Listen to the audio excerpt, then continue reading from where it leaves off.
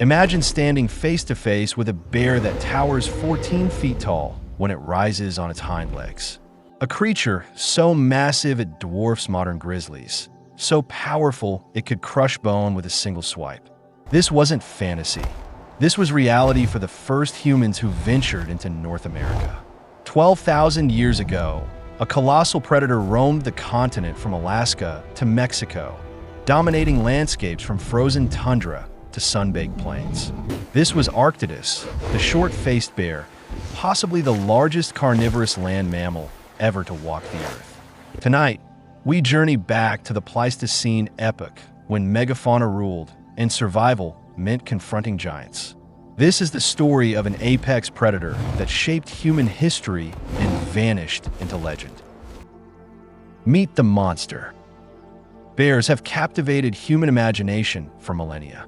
From ancient cave paintings to modern conservation efforts, these powerful mammals command respect and inspire awe. Today's bears range dramatically in size and behavior. Polar bears hunt seals across Arctic ice, while sun bears barely larger than dogs feast on honey and insects in tropical forests. But the bears of today represent only a fraction of the diversity that once existed. Throughout prehistory, bears evolved into forms both familiar and utterly alien, adapting to every conceivable environment and ecological niche. Among these ancient giants, one genus stands apart: Arctodus, the short-faced bear. Arctodus comprised two species, Arctodus pristinus and the larger Arctodus simus. Both belong to the Tremarctini subfamily, a group characterized by distinctive skull structures and unique evolutionary adaptations. Today, only one member of this subfamily survives: the spectacled bear of South America, a vulnerable species clinging to existence in the Andes Mountains. But Arctodus was nothing like its diminutive modern relative. Arctodus simus stood over 5 feet tall at the shoulder when walking on all fours.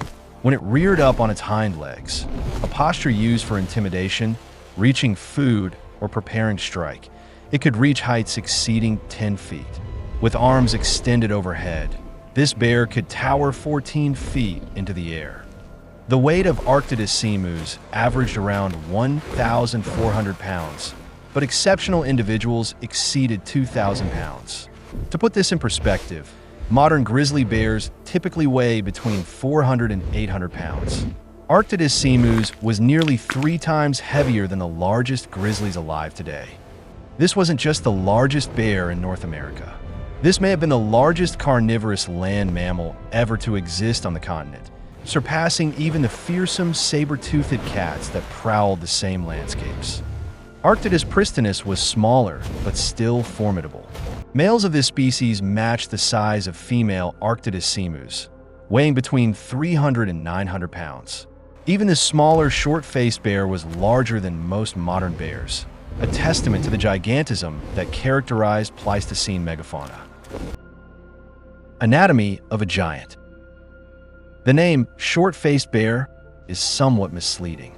Arctodus didn't actually have a shorter face than modern bears. The name derives from an optical illusion created by the bear's skull structure, an exceptionally broad, deep snout combined with slightly shortened nasal bones. This distinctive skull shape served important functions. The enlarged nasal cavity housed an exceptionally developed olfactory system, giving Arctodus an extraordinary sense of smell. Like modern bears, which can detect food from miles away, Arctodus could locate carrion, ripe fruit, or potential prey across vast distances. The dentition of Arctodus provides crucial insights into its lifestyle and diet. Arctodus pristinus possessed smaller teeth spaced widely across the jaw, while Arctodus simus had larger, more closely packed teeth with prominent canines. These dental differences suggest slightly different dietary preferences between the two species. Popular reconstructions often depict Arctodus with disproportionately long legs, giving it a lanky, almost ungainly appearance. But this is largely artistic exaggeration. Arctodus's limb proportions were similar to modern bears. The illusion of length came from its shorter torso and the fact that living bear's leg length is obscured by thick fur. What was genuinely unusual were Arctodus's paws.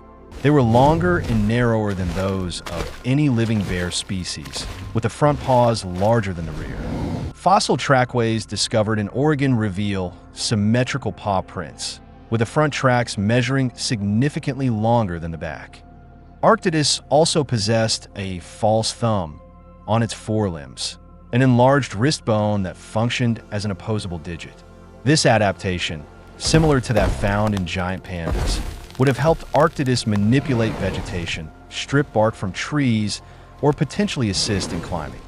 The overall body plan of Arctodus was that of a powerful, versatile omnivore capable of exploiting diverse food sources across varied terrain. This adaptability would prove crucial to the bear's success across the vast and varied landscapes of Pleistocene North America. Diet and behavior. For decades, scientists debated whether Arctodus was a fearsome hypercarnivore or a gentle giant that preferred plants. The truth, as revealed by modern research, lies somewhere in between. Analysis of tooth wear patterns, jaw mechanics, and isotopic signatures from fossil bones indicates that Arctodus was primarily an omnivore with a strong preference for plant matter. The wear on Arctodus teeth shows damage consistent with processing tough vegetation, fruits, and seeds, while damage from bone contact, typical of dedicated carnivores, is relatively minimal. Like modern bears, Arctodus was an opportunistic feeder with a complex, varied diet. It consumed fruits, nuts, seeds, roots, and tubers when available. It caught fish during spawning runs. It hunted small to medium-sized animals when opportunities arose. And it scavenged the carcasses of large mammals whenever possible. But Arctodus was not an active pursuit predator.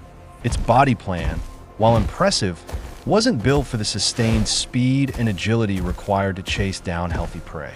Instead, Arctodus likely relied on its size and strength to intimidate other predators away from kills, a behavior known as kleptoparasitism. Fossil evidence supports this scavenging lifestyle. Arctodus bite marks have been found on the bones of ground sloths, mastodons, and other large herbivores.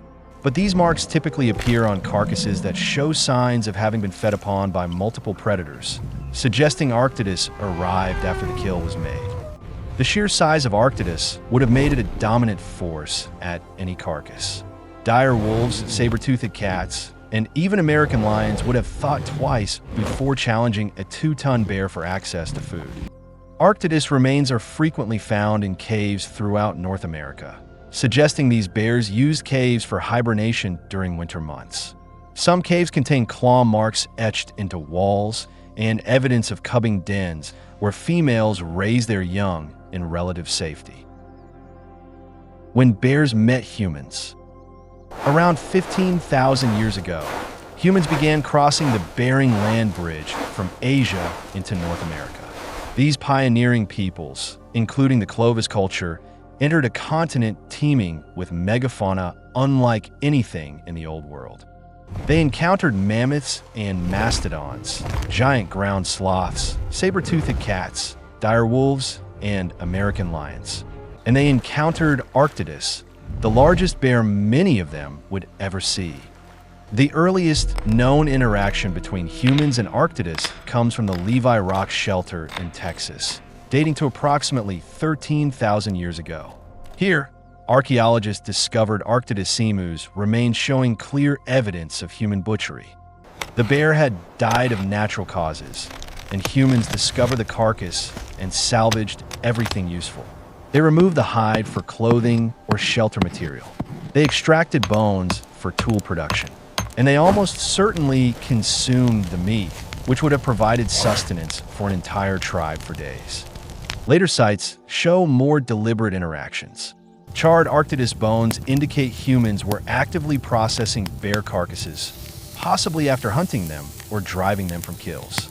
These interactions would have been dangerous for both species. Humans armed with stone-tipped spears could kill large animals, but Arctodus was no easy target. A cornered or wounded bear could kill multiple hunters before succumbing to its injuries. The massive arms, tipped with claws several inches long, could disembowel a human with a single swipe. But humans had advantages: intelligence, cooperation, and ranged weapons. A coordinated hunting party could surround and kill even a giant bear if they were willing to accept casualties. More commonly, humans and Arctodus competed for the same resources, carrion from mammoth and mastodon carcasses. Both species relied on these massive food sources, and encounters at kill sites would have been tense and potentially violent. Some researchers have proposed a controversial theory that Arctodus may have delayed human colonization of the Americas. The bears were established residents of Beringia and would have been among the most dangerous animals humans encountered. The theory suggests early human groups may have been reluctant to venture into territory dominated by such formidable predators.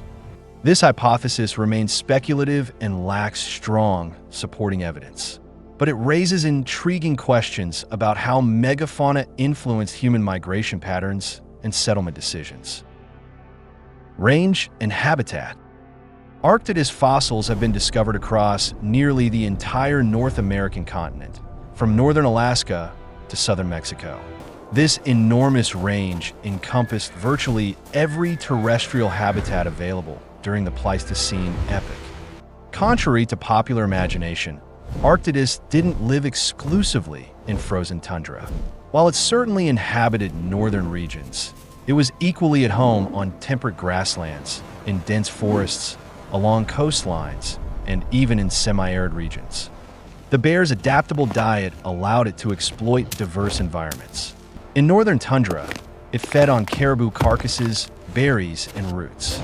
On the Great Plains, it scavenged bison and horse remains while foraging for prairie vegetation. In forests, it consumed nuts, fruits, and small mammals.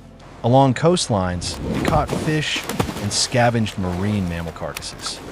The La Brea tar pits in California provide a snapshot of Arctodus's ecosystem. Here, the bears lived alongside saber-toothed cats, dire wolves, American lions, mammoths, mastodons, ground sloths, horses, camels, and countless other species.